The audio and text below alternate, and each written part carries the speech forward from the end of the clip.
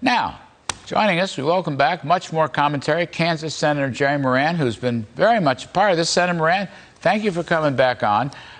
Perhaps you have a thought on my opening riff. Feel free to disagree. I'm just trying to tell it the way I see it, sir. Larry, not much to disagree with. Pleased to be with you. Good to see you again. Look, I got involved in this effort. I'm one of 11 Republican senators who decided we're going to work with 10 Democrats to see if we could get a more modest infrastructure bill, one that didn't raise taxes, one that didn't affect the Trump tax cuts, one that was affordable, and something, in my view, I mean, another reason in addition to believing in infrastructure is I wanted to participate in a process that reduced the likelihood that reconciliation would be used or that the filibuster rules would be eliminated. And so the assurances that we have heard over the weekend, which seem convoluted at best, aren't really assuring me. So I'm anxious to have conversations with my Democrat colleagues, the group of 10 Democrat senators. So, I mean, President Biden is just one component of the challenges we face in getting a bipartisan infrastructure bill done. My view was that if we did this, that maybe it would reduce, I thought it might reduce the likelihood that Democrat senators would be willing to utilize reconciliation, would be willing to avoid changing the Senate rules and eliminating the 60-vote rule. The pressure, in a sense, would be off. We've done something important for the country. We're spending $1 trillion, not $6 trillion, and it's focused on real infrastructure needs, not on every Democrat wish list.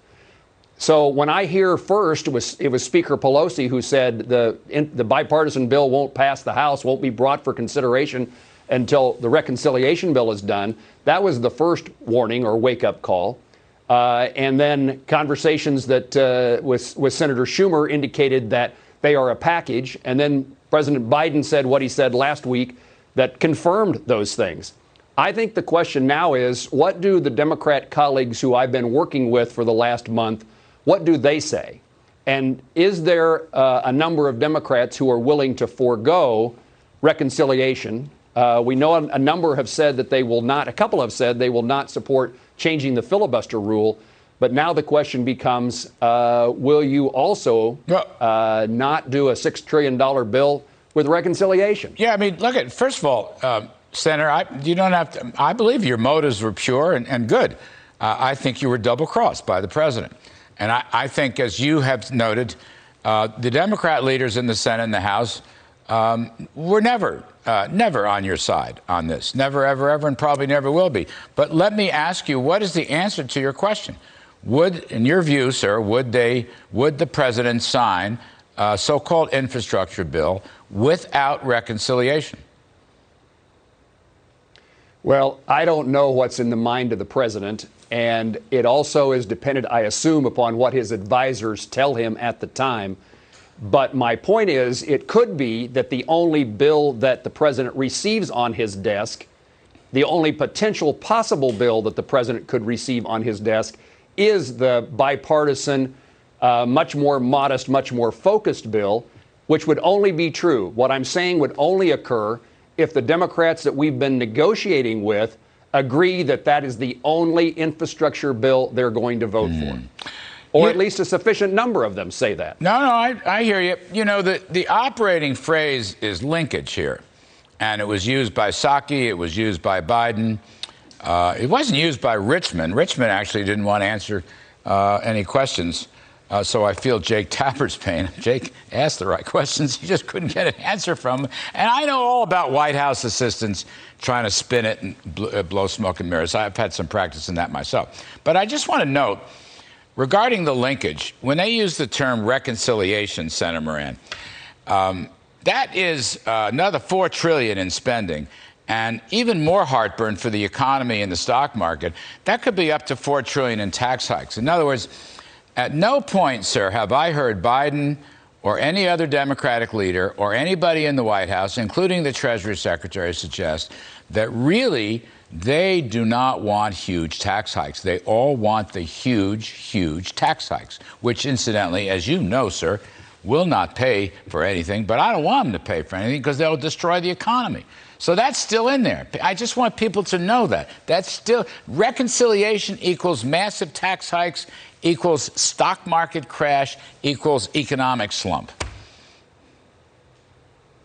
Absolutely. I mean, the agenda of President Biden and certainly the leadership of the Senate and House have been for huge amounts of spending and increasing taxes, destruction of the 2017 Trump tax cuts. And that's been their agenda all along. Remember that the Republicans in the Senate negotiated with the president on trying to get an infrastructure bill, and the president rejected those negotiations and said, no, thank you. The reason that that's important is that now, I mean, some of us decided, well, we're not getting any place with the president. He wants something that most of us, most Republicans, if not all Republicans, oppose. So could we negotiate with our colleagues, some of whom may agree with us, that they don't want the agenda of President Biden and the agenda of Speaker Pelosi and Senator Schumer? And that yet is to be seen. That we don't know the answer to. But I have little comfort from everything I've seen and heard to date that, and I don't want to be a party to anything that enables the Democrats. I mean, what I thought that enables the Democrats to do what they set out to do.